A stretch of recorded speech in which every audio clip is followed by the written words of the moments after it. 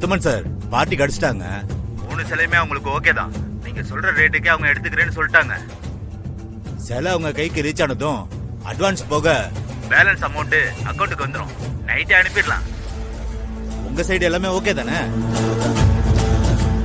Back பண்ணிக்கிட்டு இருக்கோம். சொன்ன டைமுக்கு டெலிவரி ஆயிடும். எந்த வண்டியில சார் அனுப்ப போறீங்க? எப்படி அவங்கள டெலிவரி எடுக்க சொல்றது? இந்த பிரச்சனைலாம் வரக்கூடாதுங்கிறதுக்காக தானே நான் வந்து அண்ணாமலை அத்தை கிட்ட அவ்வளோ பிரச்சனை பண்ணி கடையை என் கண்ட்ரோல்ல எடுத்திருக்கேன். இனி எல்லா சிலையும் நம்ம டெக்டைல்ஸ் வண்டியிலே உங்களுக்கு டெலிவரி வந்துடும். துணி பண்டலோடவே அதையும் பண்டல் பண்ணி அனுப்பிடுவேன். அதுல ஒரு மார்க் இருக்கும். நீங்க டார்ச் அடிச்சு பார்த்தா அந்த மார்க் தெரியும். அந்த பார்சல் மட்டும் நீங்க எடுத்துக்கோங்க. மத்தது எப்பவும் போல டெக்டைல்ஸுக்கு போயிடும். யாருக்கும் எந்த டவுட்டும் வராது. நம்ம பிசினஸ் என்னைக்கும் நிக்காது. சோ அவங்கள தைரியமா இருக்க சொல்லுங்க. நீங்க சொல்றது ஓகே தான் சார். நான் சொல்லிடுறேன் சார். சிலையை ஏத்தி விட்டுட்டு எனக்கு கால் பண்ணுங்க. அதெல்லாம் ஆட்டோமேட்டிக்கா முடிஞ்சிடும். வேலையை முடிச்சிட்டு உனக்கு போன் பண்ண சொல்றேன். அப்புறம் புது சிலையை மட்டும் போடல, மத்த சிலையை போட்டு விடுறேன். ஏன் சார் என்னாச்சு? பேமெண்ட் தான் வந்துடும் சொல்றேன்ல. நம்பிக்கை இல்லையா?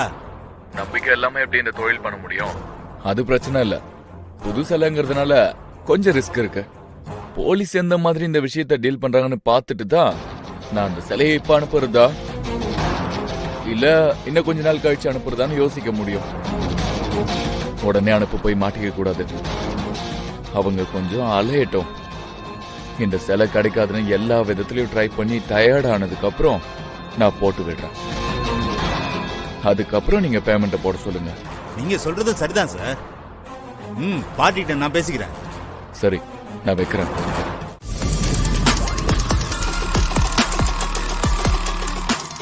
தூரத்துல நிக்கிறது மாமா மாதிரி இருக்கு.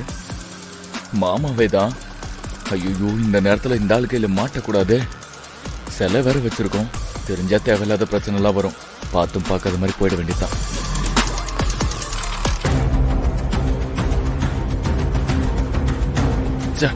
பார்த்துட்டான். எங்க மாமா பண்ணிட்டு இருக்கீங்க? மாப்பிள, வந்துட்டு இருந்த கார் பிரேக் டவுன் ஆயிடுச்சு. ஆளுங்க வர சொல்லிருக்கேன். அவங்க வந்து பாத்துப்பாங்க. வீட்டுக்கு தான் போலான்னு நினைச்சிட்டு இருந்தேன். நல்ல வேளை நீங்களே வந்துட்டீங்க. வீட்டுக்கு தானே போறீங்க? நானும் கூட வந்துடுறேன்.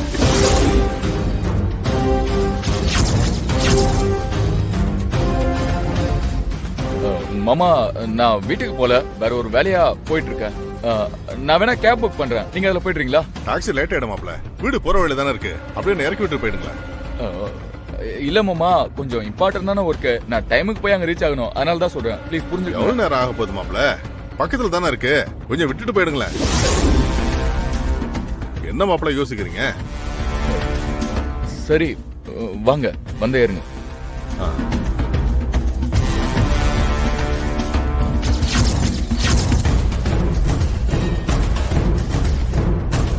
என்ன மாப்பிள, என்ன யோசிச்சுட்டு இருக்கீங்க? வண்டி எடுங்க மாப்பிள.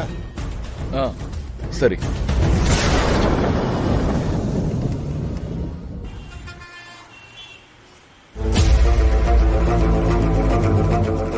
சிலையை யார் கண்ணையும் படாம வீட்டுல கொண்டு போய் வச்சிருந்தேன்னு பார்த்தா, இந்த நேரம் பார்த்தா இந்த ஆள் ஏன் வண்டியில வந்து ஏறணும்.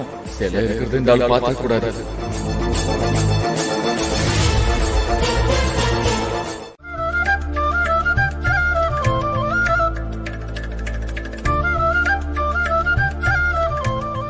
ஓகே, அம்மாவோட பர்த்டேவை செலிப்ரேட் பண்ண போறோம். அதுக்கான அரேஞ்ச்மெண்ட்ஸ்லாம் ஒரு பக்கம் போயிட்டு இருக்கு. ஆனா அவங்கள சர்ப்ரைஸ் பண்ற மாதிரி ஒரு நல்ல கிஃப்ட்டை நம்மலாம் சேர்ந்து கொடுக்கணும். அது அவங்களுக்கு மெமரபிளா இருக்கணும். அந்த மாதிரி உங்களுக்கு ஐடியா இருந்தா சொல்லுங்க. யாருது பெஸ்டா இருக்கோ அதையே வாங்கி கொடுத்துருவோம்.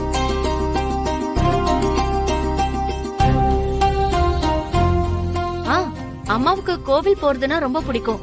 அம்மா அப்பாவுக்கு டூர் போக அரேஞ்ச் பண்ணி கொடுக்கலாமா? All over India temple tour package போட்டு கொடுத்துடலாம்.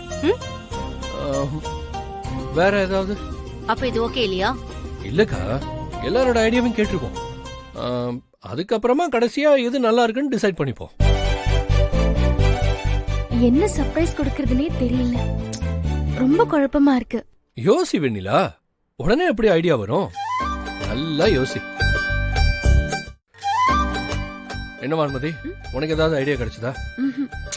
அண்ணே, எனக்கு ஒரு ஐடியா இருக்கு. என்ன சொல்லு. என் கூட படிக்கிற பொண்ணுக்கு இப்ப ரீசெண்டா பர்த்டே வந்துச்சு. நாங்கெல்லாம் சேர்ந்து ஒரு சர்ப்ரைஸ் பண்ணோம். அதையே பண்ணிடலாமா அண்ணே? என்ன ஐடியா சொல்லு பார்க்கலாம்.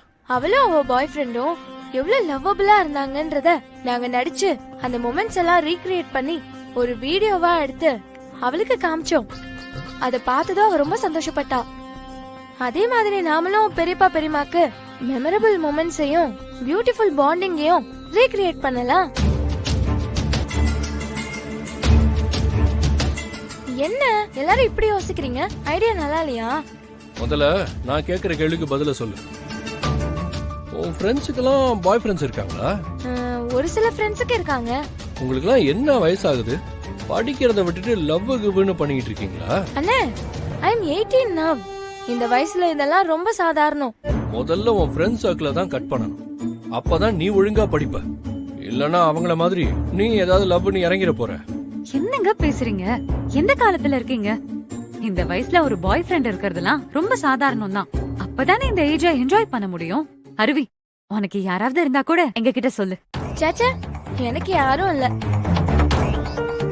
இங்க பாரு அருவி, உன் மேல எல்லாரும் பெரிய நம்பிக்கை வச்சிருக்கோம். நீ ஒழுங்கா படிக்கணும்.